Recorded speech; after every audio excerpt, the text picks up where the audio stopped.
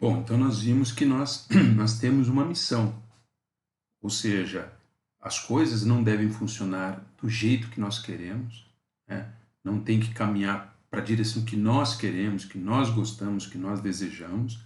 Não é a missão, ela foi dada por Deus. Então, apesar de nós muitas vezes nos familiarizar e termos algumas preferências, né, com a nossa experiência de vida, parece que a gente já sabe o que quer acerca de algumas coisas, né? Onde você até tenta decidir a tua carreira profissional, né? Algumas coisas que estão dentro da nossa possibilidade de escolha, mas enfim, missão não é uma questão de escolha.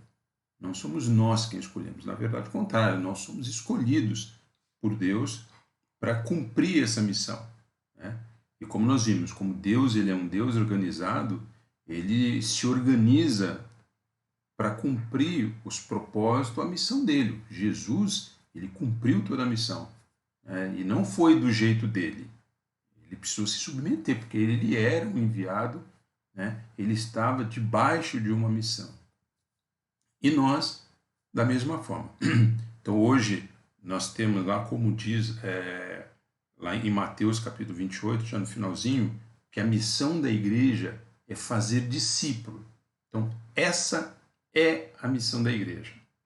Ela deve fazer discípulo. E como se faz discípulo? Também ele explica lá, né? Ensinando, né? Batizando, pregando, dando testemunho, amando, enfim, esse é o ferramental, é a forma como nós fazemos ou como Deus nos ensinou a fazer discípulo. Mas, de toda forma, para a gente sair de um ponto e chegar a outro, é uma coisa que nós sempre, a liderança, ela sempre vai encontrar no meio do caminho, vai ser problemas. Hoje, toda a dinâmica da igreja deveria cumprir ou cooperar para o cumprimento da missão. Se a gente identificar qualquer coisa na igreja que exista e que não coopera com a missão, está errado. Está errado. Né? Qualquer coisa que não esteja cumprindo a missão da igreja, ela está fazendo um desserviço, ela está atrapalhando a execução da missão. Então, o líder, uma coisa que ele sempre vai ter no meio do caminho, por isso Deus estabeleceu lideranças, é para o cumprimento da missão e para que problemas eles sejam resolvidos, ok? E aqui eu vou apresentar um slide para vocês.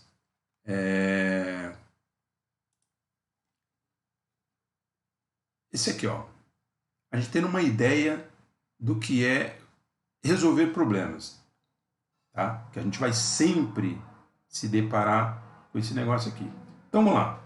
A gente precisa saber o que está errado. Quando a gente olha o nosso papel, né? Eu sou um líder, eu tenho uma responsabilidade, um departamento ou alguma coisa, tá?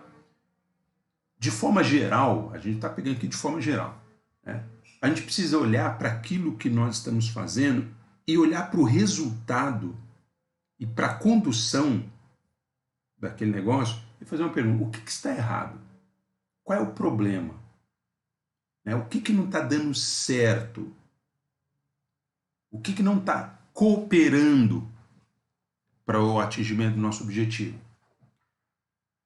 Depois, entender o porquê que está errado. É a identificação do problema, exatamente o que está errado. Às vezes é uma coisa que não deveria existir dentro da igreja, por exemplo, que está existindo. E sempre vai dar problema, então a melhor coisa, se não está contribuindo com a missão, ela está remando contra.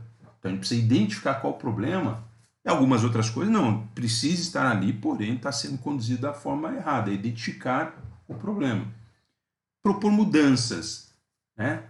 O que nós precisamos fazer? Bom, se está assim, não está funcionando, o que a gente pode fazer? Depois de entendermos o que a gente pode fazer, aí a gente vai lá e faz. A gente fazer as mudanças, colocar para funcionar.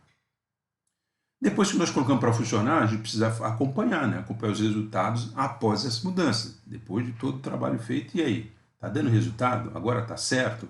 Está funcionando? Está cumprindo o seu propósito, o seu papel? Né? E depois, se necessário, fazer as correções e os ajustes necessários, né? Que seriam as melhorias e que são sempre importantes, né? A gente nunca, ou dificilmente a gente vai implementar alguma coisa de uma vez, né? E a coisa vai começar a dar certo na mesma hora, né?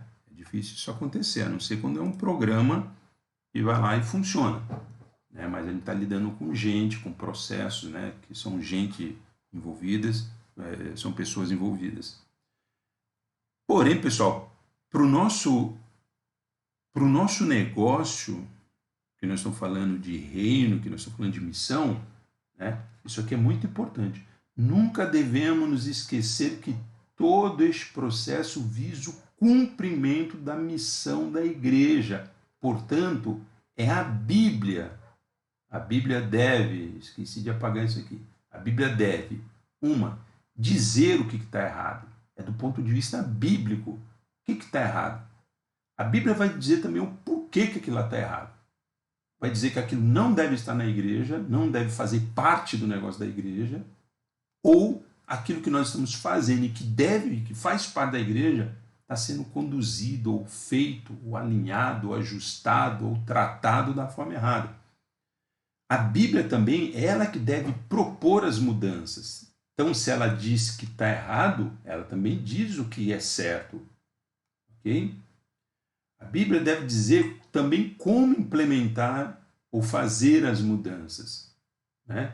Tem algumas coisas, né, que nós plantamos hoje, porque Deus mandou plantar hoje, mas o resultado só vai vir daqui a um tempo. Então, ou seja, né, essa mudança ela acontece aos poucos. E a gente, isso tem que estar, quando a gente, na proposta de mudança, a gente tem que pensar nisso daqui também. Né? E isso é muito importante. A Bíblia é quem tem que dizer como nós devemos fazer esse acompanhamento. Né? Como eu acabei de falar em cima, de repente você implementa o negócio hoje e já quer que amanhã dê resultado. Né? A Bíblia mostra como que a gente deve fazer isso daí. E as melhorias. E como melhorar. O que de fato precisa ser melhorado, se pode ser melhorado, enfim. Né?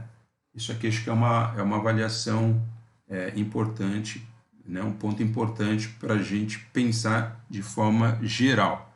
E apesar de ser muito simples, eu tenho certeza que a gente tropeça muito nesses pontos aqui, né? Em todos eles.